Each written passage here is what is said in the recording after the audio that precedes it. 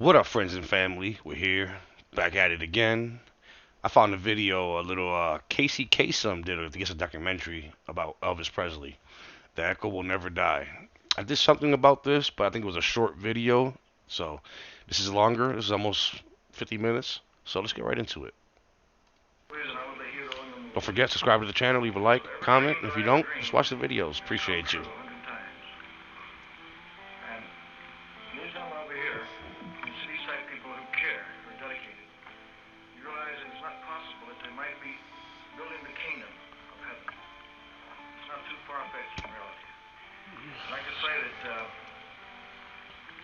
I learned very early in life that without a song, the day would never end. Excuse me. Without a song, a man ain't got a friend. Without a song, the road would never bend. Without a song. So I'll keep singing the song. He's the one man who stands alone in the history of rock and roll. He was the first. He was the biggest. And to many, he was the best. He shook the world of music by its very foundation. And he paid the highest price for his success. I'm Kasem. Over the years, I've experienced the world of rock and roll from the inside. Guys, excuse me, I gotta go to the bathroom. Sorry. Be back. But I have never seen anyone who matched the impact of Elvis Presley. His life was one of extremes. The rebel, the consummate performer, the prisoner of his own demons. We'll see why as we examine the way he lived and the way he died. I want you to experience firsthand the kingdom of the king of rock and roll. Elvis may be gone, but the echo will never die.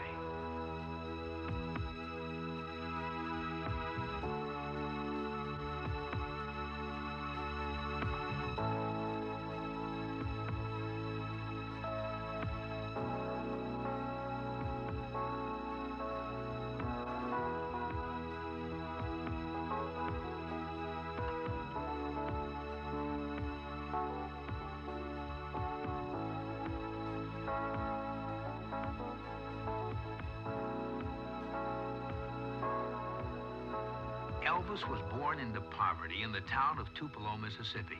While still a child, he moved with his family to Memphis, Tennessee. His young years were etched by the music of the region. And all right, I'm back. Sorry about that. Him the energy and the spirit that took the world by storm. He became a giant with unparalleled speed. He was a teenager thrust into international stardom. He became a legend, created by those who loved and protected him and were moved by his music. Yet, he was perceived as a threat to those who resented him and what he stood for. Elvis was controversial from the beginning, a mystery. For more than 2 decades, his magic created excitement wherever he went. Elvis was a simple man whose life became complex. He was the king of rock and roll, and he loved being Elvis Presley. Definitely the king. Elvis was the first man. Tom Jones, that's who that is. Okay. That, Tom Jones. sex appeal. I always see that guy's face. He looked mad familiar. And I love good-looking men. If you're looking for trouble, boom, boom, boom, boom, boom, came to the right place. Boom, boom, boom, boom, boom. If you're looking for trouble, boom, boom, boom, boom, boom, look right in my face. Welcome to Ooh.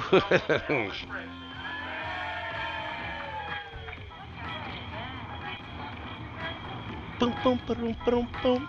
We've been saving for about a year and a half now. Bit of a struggle. Where do you want to go?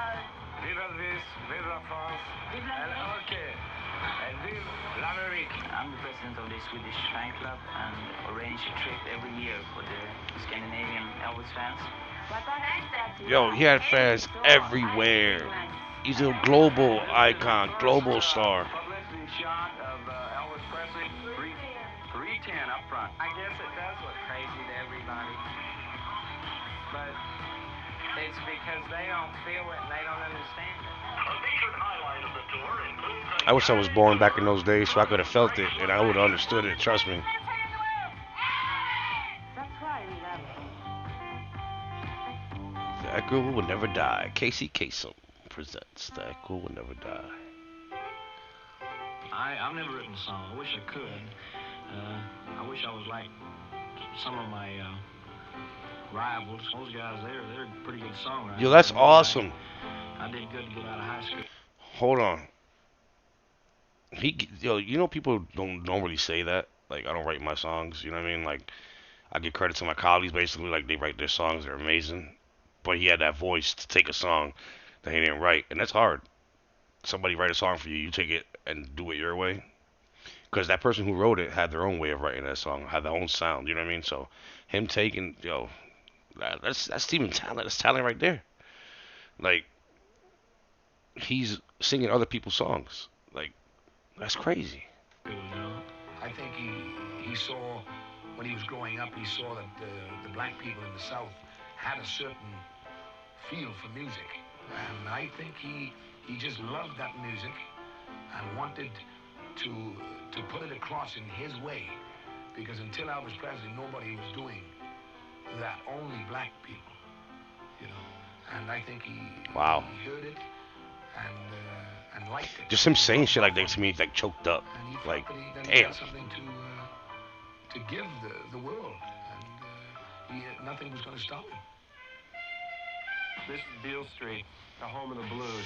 W.C. Handy wrote St. Louis Blues and Memphis Blues right here.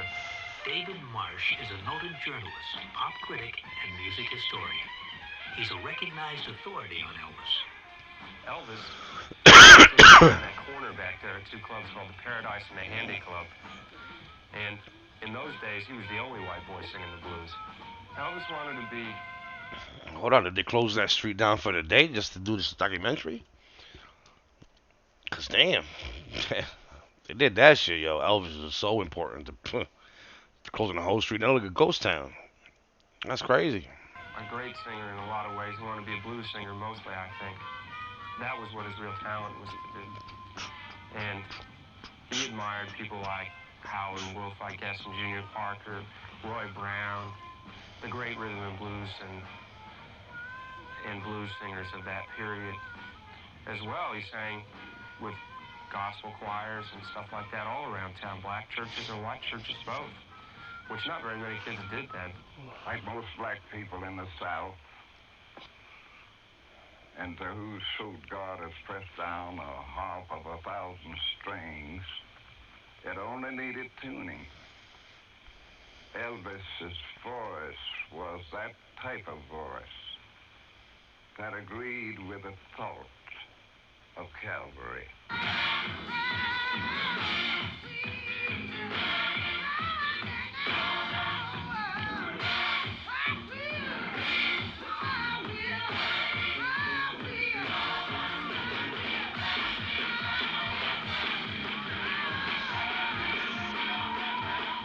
Elvis always loved gospel singers, and his musical inspiration came from gospel songs, the kind of music he sang often in church as a young boy.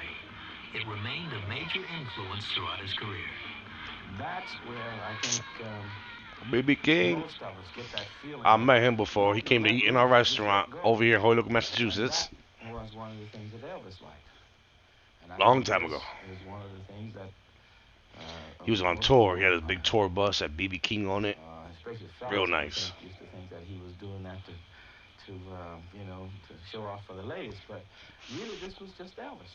That's the feeling he had. He loved to do it. He was a bundle of energy set to music.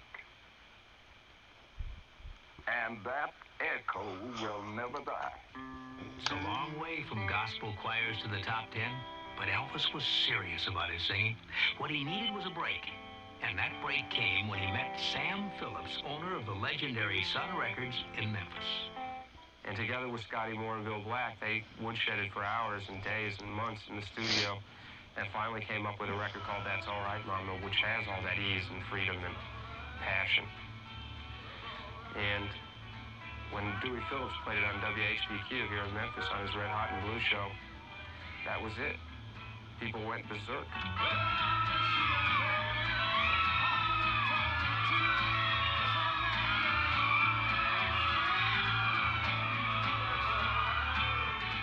That's Elvis alright. eventually cut 5 That's singles for Sun alright. Records and hit the road, touring nonstop. That He Casey exploded Kasem's in voice is income, crazy. And it was too much for Sam Phillips and his small Sun label to handle.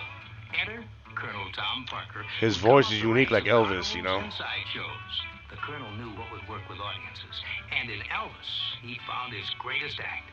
He bought Elvis's contract for $35,000, the best buy in the history of rock and roll. Hell It would make yeah. Tom Parker a millionaire many times over.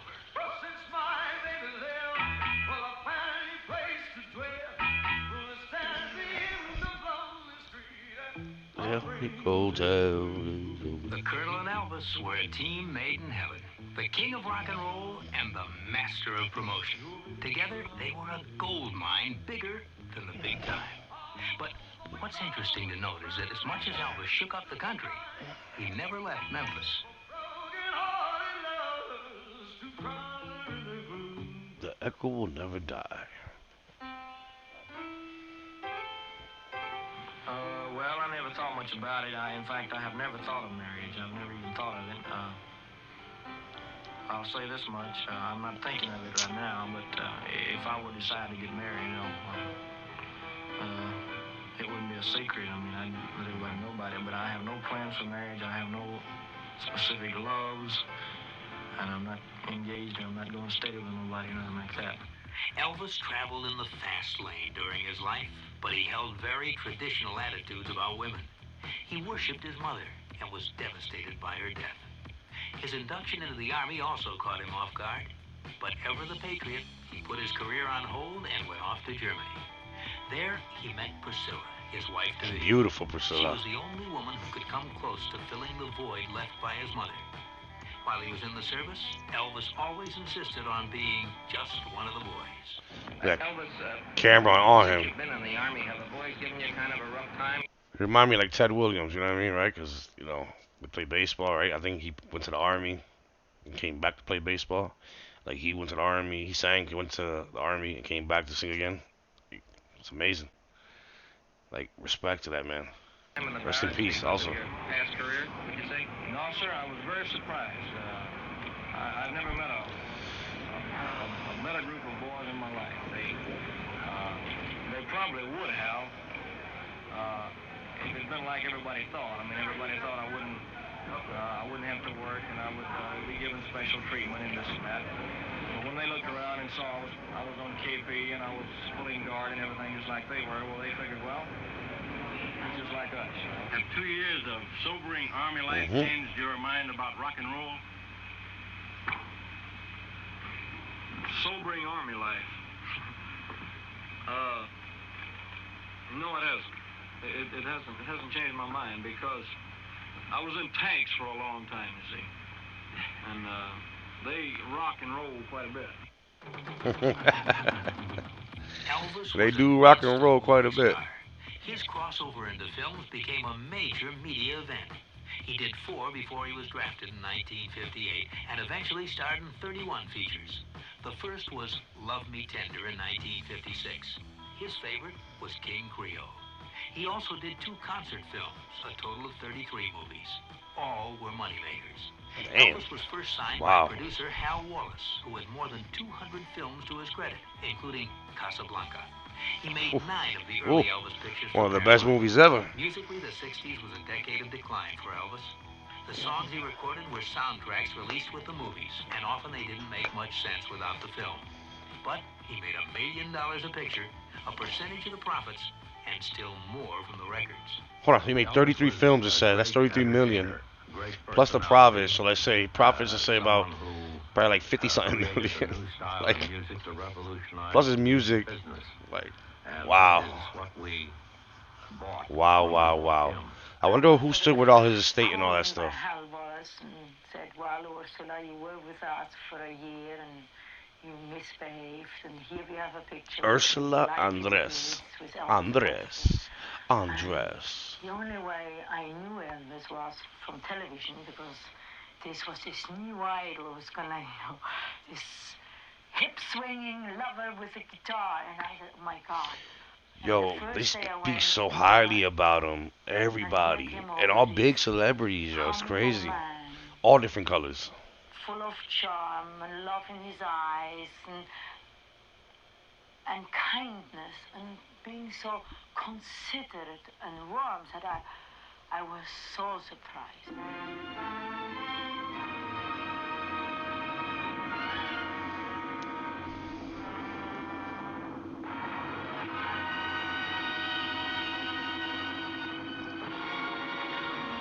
Okay, Elvis. I know that wasn't you, buddy. Congratulations. You were too valuable for that to do that. Oh damn. That was Okay. just a reward from Dolores, that's all. Can anybody get in the act? Only the regular customers.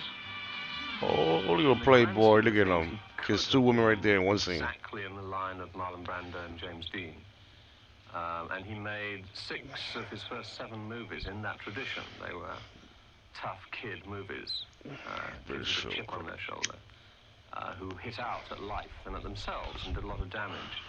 And when Presley was called upon to be bewildered or angry or vicious, he was absolutely believable on the screen. He was actually rather better at it than James Dean. You're a pretty fancy performer, ain't you, kid? Now you know what I do for an encore. As it was the only scene. Now you know what I do for an encore. That's awesome. You know, I remember once, Pop, when I was no more than 3 feet high, you took me to the circus. You accidentally bumped into some guy, and he turned around and punched you. He punched you right in the mouth, and you know what you did? Nothing. Nothing. When they swing at you, Pop, it's not enough to duck. You gotta swing back. That's right. Maybe you can't anymore, but I'm not taking that from you. That's You go to right. school. I'm going out and make a buck. Somewhere along the line, the faith so lived on the river. Because Elvis could have been the best actor, young actor in the world. Wow. If they hadn't said that right here we got to put in 3 musical numbers. Because he loved acting. Loved it, man.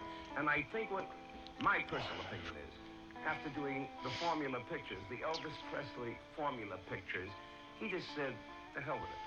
Because if they're going to keep me doing this, then ain't no sense in me making pictures anymore. Because how many times can you keep doing the same story? Same story, whether it's in yeah. a harem, whether it's in a race car, whether it's on a farm. But you know, he did some, out of all the films, he did about 6 or 7 that I think he was proud of. And those of us who cared about him on a personal level said, yeah, man, he's cooking, you know. The idea of tailoring Elvis for dramatic roles is something that we never attempted because we did not sign Elvis as a second Jimmy Dean. We signed him as a #1 Elvis Presley. I can only assume that the management team that managed Elvis Presley, and that has to include the Hollywood moguls who produced the contracts that Colonel Tom Parker signed on Elvis's behalf, they all share the guilt. And it is guilt because they destroyed a potentially very interesting film career. The most successful one was Blue Hawaii, which some of the carping critics found fault with, but it proved to be the most successful financially and in the response from his fans. It's actually a pity that GI Blues and Blue Hawaii, the 2 most successful of his musicals, were so successful because their success cost him the opportunity to do good work in that his management could point at the balance sheet and say, well, you did Flaming Star and we only made $3 million. You did Blue Hawaii, we made $30 million. But of course, you kill the goose that lays the golden egg. Hollywood star. Most of his movies had a lot of singing, so many of the singles released in the 1960s were soundtracks, far different from the rock and roll that had made him the teen idol of the 50s.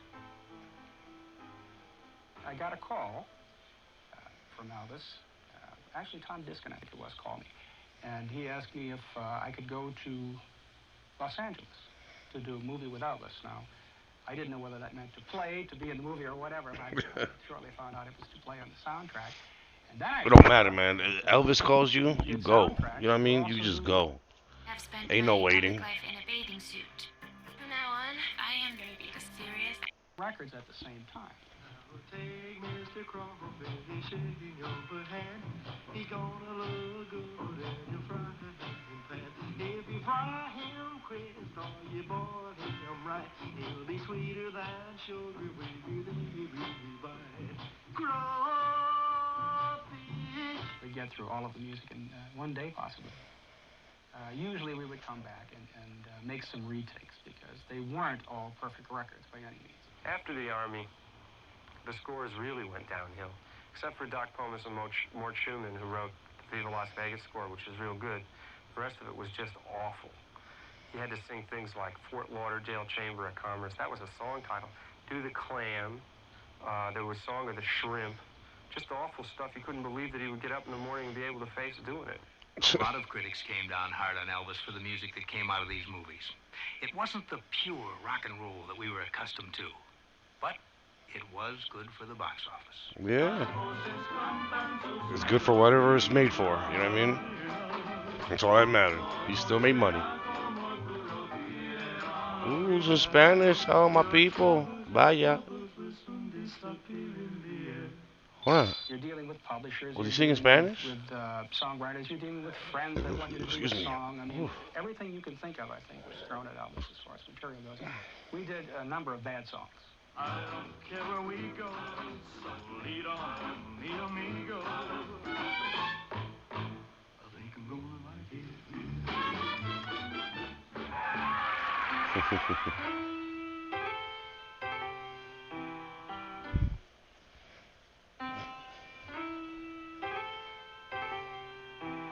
While Elvis was making movies in the 1960s, the Beatles and others were busy making music. He hadn't delivered a #1 hit in 7 years. So when the movie contracts were up, Elvis went back to his Graceland home, searched for good songs, and went to work. He made music history in January 1969. In Memphis, he cut 32 sides in 15 days. So much Damn. that it took a year and a half to release it all. Saturday The in session South Beach? produced 4 gold singles and 2 platinum albums. Wow. His return to serious music had begun. You know, it was his second comeback. As he come back from the Army, everybody said he was finished.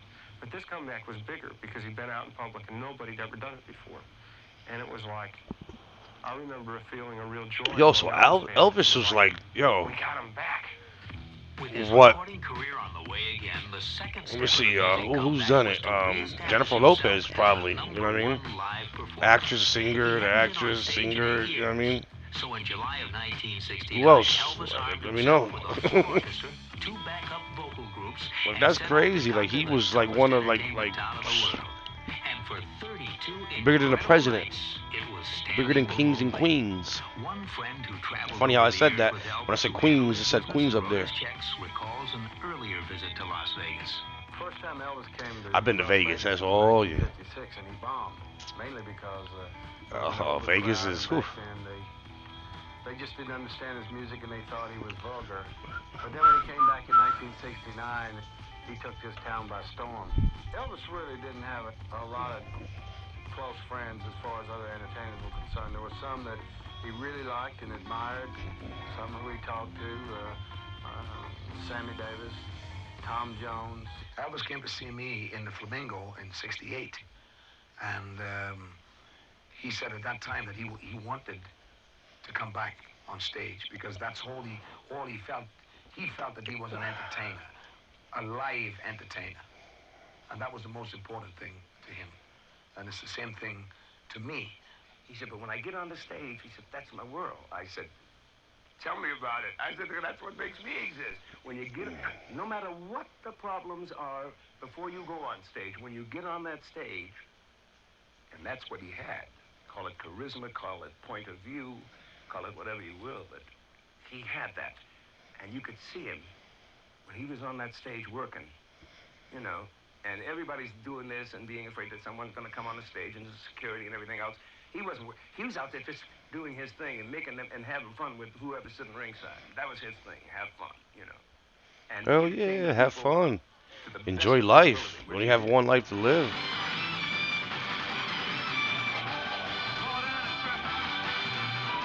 Oh yeah. I did this one. This is a nice song. Love you too much.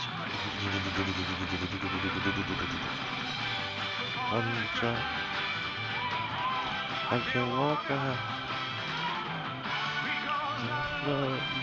You say hi. You say hi. You say hi. You say hi. Huh? You say hello.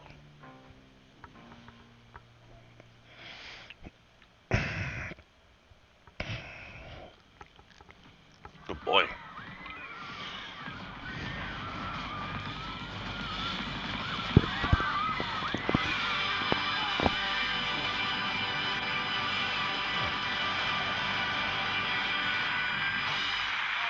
joked around and said it was like working for a glorified stripper, but every movement he made, I tried to accent him. Working Became for very a much a glorified part of his stripper. music, and it became very much a part of his training in karate. I even started studying karate so I'd be able to anticipate his moves before he would actually finish them.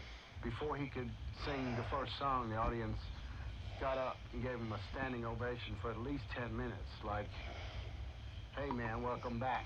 If you do something in Las Vegas, if something happens on stage in Las Vegas, the media picks up on it. As if you're on the road somewhere and something happens, you know, if you split your pants or you forget words or you fall down or, you know, something happens. A lot of the times it's missed.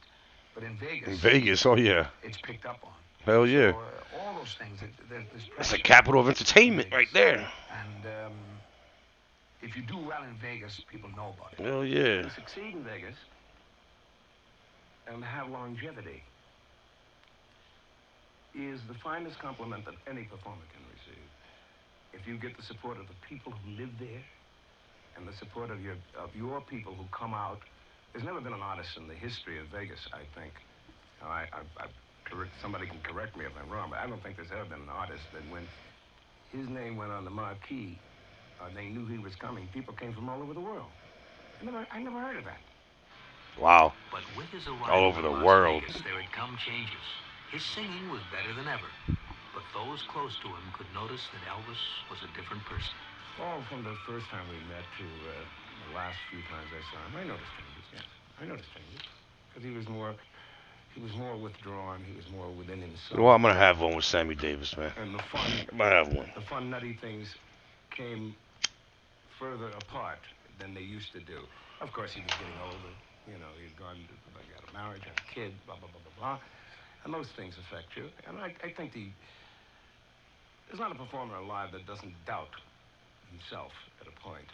I could see that the camp wasn't the same, you know, because every time I'd been with him before, I used to like the way that the fellas that worked for him seemed to be all with him, you know, very much with him. But then when I saw that he was having problems, they started to get like they couldn't handle it or they didn't know what was happening to him.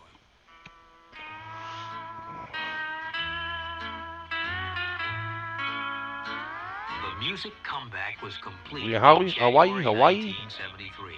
Elvis was 38 years old, and the satellite show Aloha from Hawaii proved that he was truly number one. It was telecast live, and he was seen in 40 countries around the world. It was the ultimate achievement by any performer at any time. But there were signs of trouble. I'd just like to say before anything else that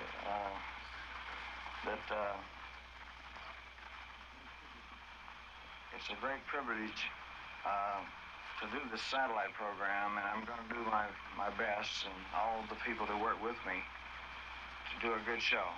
It's just pure, entertainment. No messages and no this and that. Some say that the satellite show, his greatest achievement, was also his last hurrah. After it, he could have played anywhere he chose. But instead, it was back to a grueling series of one-nighters in many towns he played before.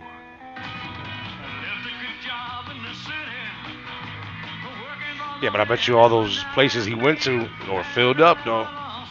He loved to sing, entertain, be on stage. That's what he loved, you know? Like to perform. We just love that.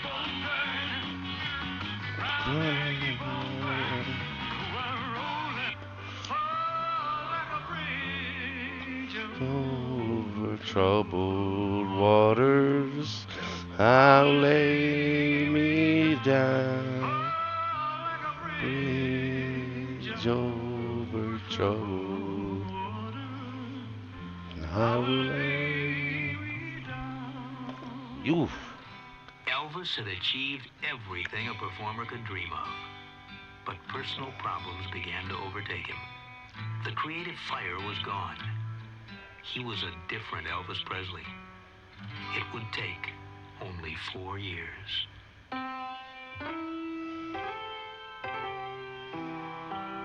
Would take 4 years to what? To his death? Like, what the fuck?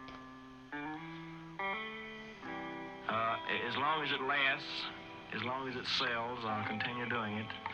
As long as that's what the people want.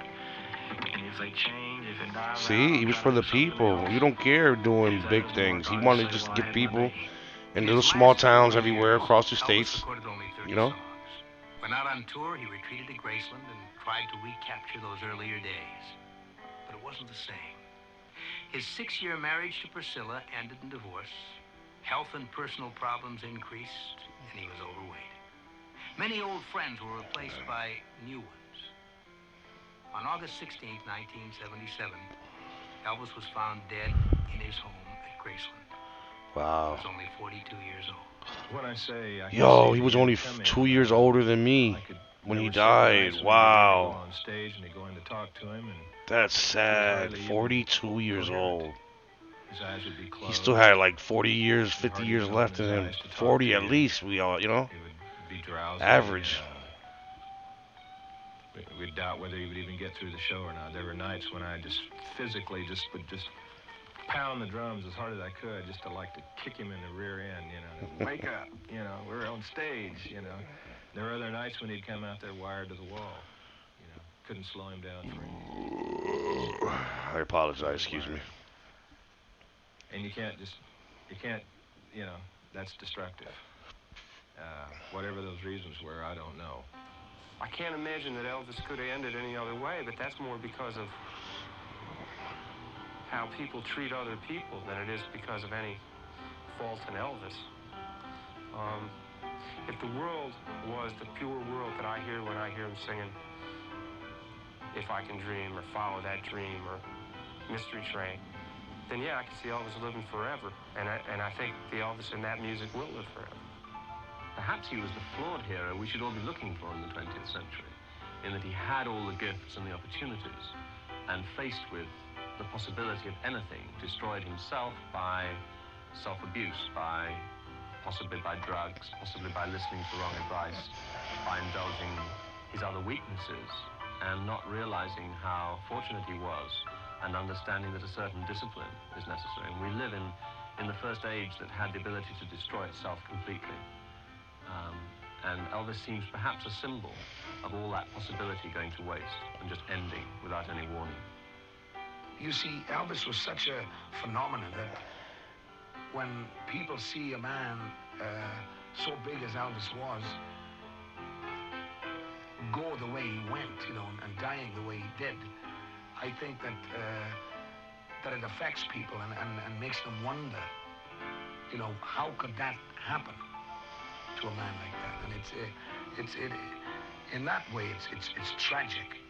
But I think Elvis Presley was basically a down-home person, and a real person. I think he just not pointing any fingers at any buddy that was around him. But I think if he'd had a few more friends close to him, then he would be alive today. Who can survive with this burden of success? I don't know, because he had such a success that it confined him to this, to this cage he had to live in without any freedom at all. I remember the last party he invited me to, and he was telling me what a strain it usually is. He said, "Do it happen to you?" I said, "Yeah, but not like it does you." He couldn't even move around the place without bodyguards or somebody being close to him all the time. I usually maybe have somebody around sometime. He had to have them all the time. Wow. There's a buildup of something else that takes place before you finish. Was it him like paranoid or something? Like I know he was big, so. But then again, I know a lot of people. And I'm sure a lot of people, when you're big like that, hate you too. Think to themselves every day, for reasons amounting to much less pressure than Elvis had on him.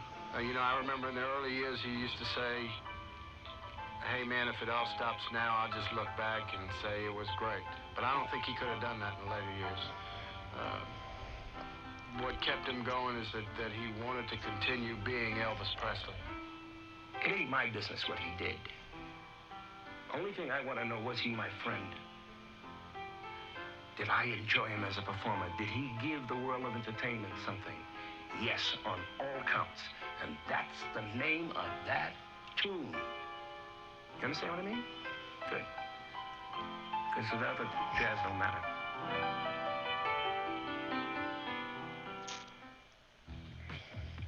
Wow. There's more than music to keep the echo of Elvis Presley alive. Memories from Graceland, from those who knew him best. There, Elvis could confide in people like Bill Morris, who became county sheriff and went on to become mayor of Memphis. He was probably the only non-paid Secret Service agent ever in the country. Volunteer or an honorary position because the President of the United States bestowed that honor on him. First cousin Billy Smith, whose family moved to Memphis with the Presleys in 1948. His mother couldn't have any more children after Elvis was born and all, so she became very protective of him. In fact, she was so protective even while he was in high school. She used to hide behind a bush and follow him home after school. Joe Smith, married to Billy. They both lived at Graceland. He liked badges. He collected badges from all over, everywhere, all kind of police badges. He even had a police uniform. Marty Lacker, a high school friend who helped him take care of business. One time he said, how many people do you know that can write a check for $1 million and get it cashed? Patsy Lacker, Marty's wife. They lived with Elvis, too. He didn't even get himself a glass of water from the faucet. One of the guys would always have a glass of water sitting there for him when it was time for him to come down. Pat Perry, his Beverly Hills hairdresser who saw him laugh and saw him cry. When I started cutting men's hair, I started cutting some of the guys' hairs around him, and he didn't want to miss out on anything, so he says, you got to cut my hair. That scared me to death, you know. But I did it, and he loved it, you know, and it was like, I traveled with him wherever he went, and just whenever he needed it. But he kept me around because he liked me, because it was fun, you know. He was like my big brother. Kong Ree, the Memphis karate teacher who named him Mr. Tiger. Okay. And his movement is so unique and so entertaining and so beautiful. He's the total man. Harry Levitch, a Memphis jeweler and friend for 20 years. He made the wedding rings for Elvis and Priscilla. You know, he always called me Mr. Levitch. I could never make him call me Harry. I was older than him, and he was just taught that he should call older men Harry. What was Elvis really like? Who knows better than those who were close to him? He just wanted to have enough money in his bank account to write a check, to buy anything he wanted to buy, whenever he wanted to buy. All the jewelry that he wore on stage was all real. The first thing I ever sold Elvis was an electric mixer. Well, Elvis had a great desire to make people happy, and he thought that giving people material things was very, very important. 2 days later, he came back in, and he said, Mr. Levis, can you get me another electric mixer? And I said, certainly, who will this be for? And he said, this is for Mama, too. He says, you know, I've decided that I've made a little bit extra money, and I'm going to put one at each end of the kitchen so she won't have to walk so much. Particularly as another example of his interest in people and giving and seeing them happy. We were in an automobile agency just before Christmas, and a black lady was in there and looking at cars, obviously just looking. And very quickly he moved over to where she was, and he said, you like... Hold on, let me go back. I apologize. He said, obviously, just looking. How you know that, though? His interest in people and giving and seeing them happy. We were in an automobile agency just before Christmas, and a black lady was in there and looking at cars, obviously just looking. And, like, come on now. Moved over to where she was, and he said, you like that car? And she said, I sure do. He said, how would you like to have that for Christmas? She said, oh, there ain't no way. And he said, well, there sure is. Because, see, I just bought it for you. I remember during the movie... That guy's mindset was fucked up back then, just assuming, you know? He had stupid. meatloaf, mashed potatoes, and sliced tomatoes. Elvis, the man, though. He went and bought her that car. And munch on those, you know, because they... So all these YouTubers doing that? Elvis been doing that. He never made any investments, and his money was never invested for him. He talked baby talk to most of the girls he dated. Most people, guys, when they play touch football, they go out in a vacant lot or in their backyard and play. Not Elvis. He went out and rented the stadium. He bought complete uniforms, helmets, pads, everything for everybody on his team. Sometimes we even had cheerleaders. That's the way he liked to play touch football. Priscilla was the woman of the house of Graceland. When Lisa was born, Elvis was like walking on air. He was so proud. He was gutsy. He was much of a man. I wish that everybody would have a chance to share the life of a man like him. And one day he wrote down a little, on a piece of paper, his philosophy for a happy life for me. Someone to love, something to look forward to, and something to do. I miss him a lot.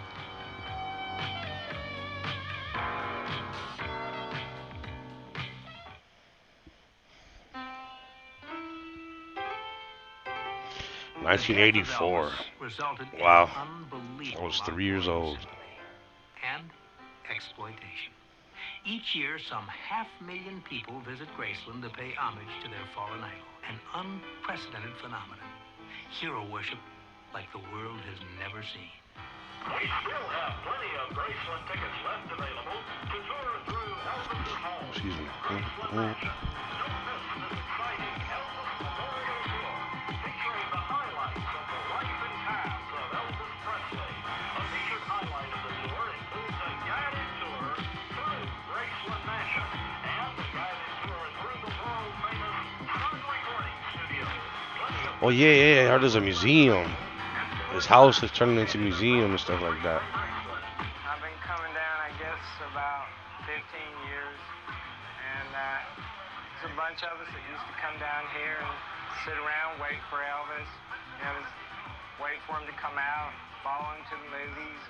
He was always friendly to the fans, no matter how long you stay here. You can be here till 4 or 5 in the morning, and he never ran them off. Yeah, old school Holiday Inn.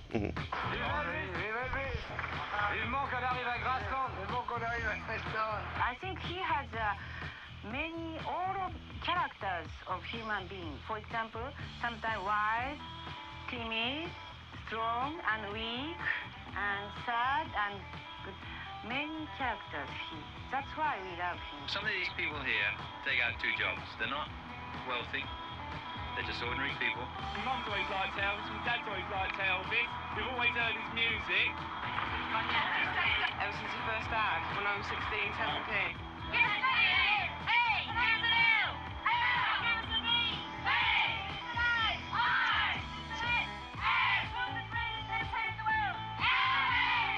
He just cared so much for people.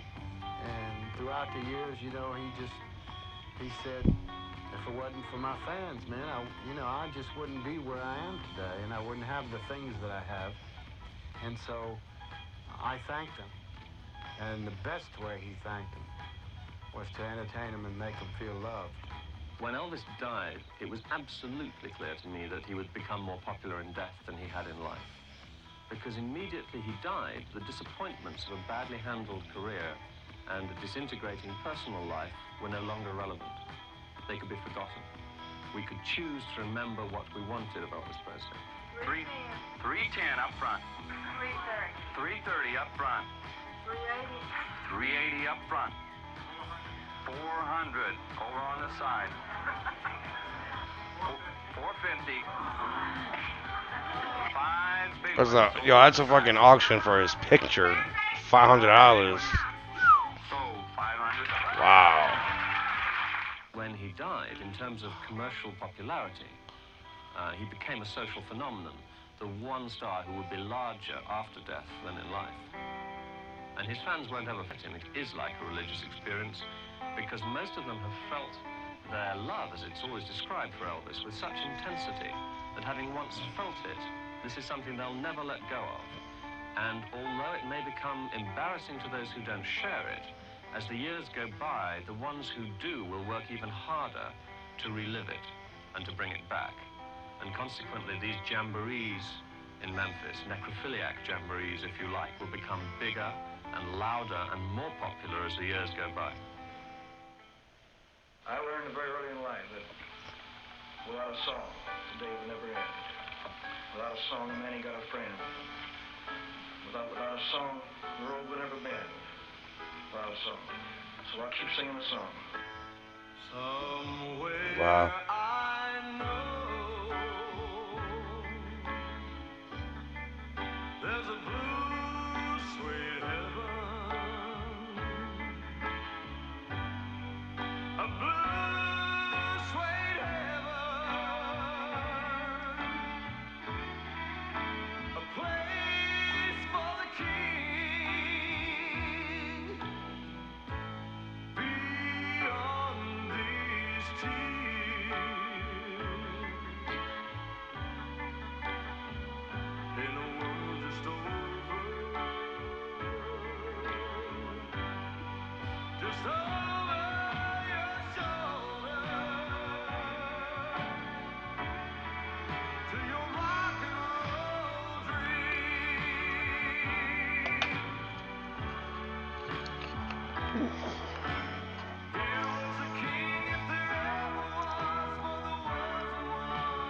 So he only had one wife then, huh? And one child? Let me know in the comments. I believe. Lisa used to be with Michael Jackson and all that.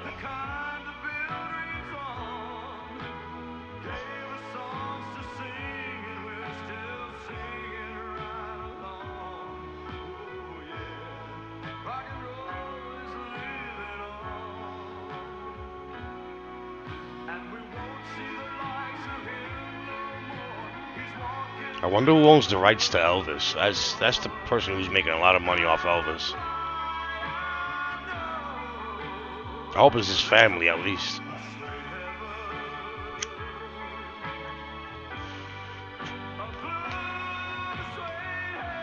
A blue suede heaven. You love his blue suede, huh?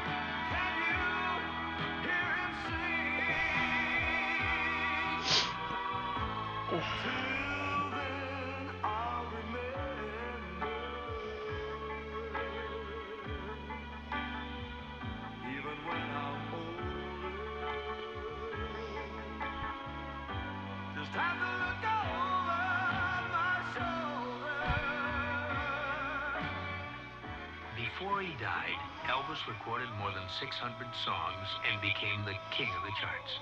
Wow. He had more hit albums than any artist in history. He had the most gold singles, the most gold albums, the most number ones as a solo artist. He had starred in 33 successful movies. And his concerts and $1 million a movie. Think about that. And the profit off of that. was and is $1 billion. That's why I asked who has the rights to him, like to all his stuff, like his masters, everything.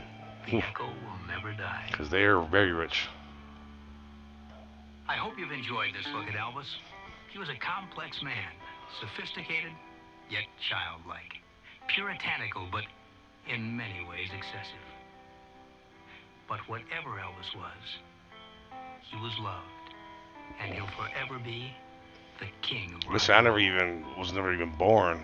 I'm Casey. You know what I mean? And I love that man just by researching him.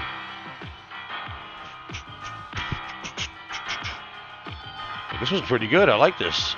Very informative.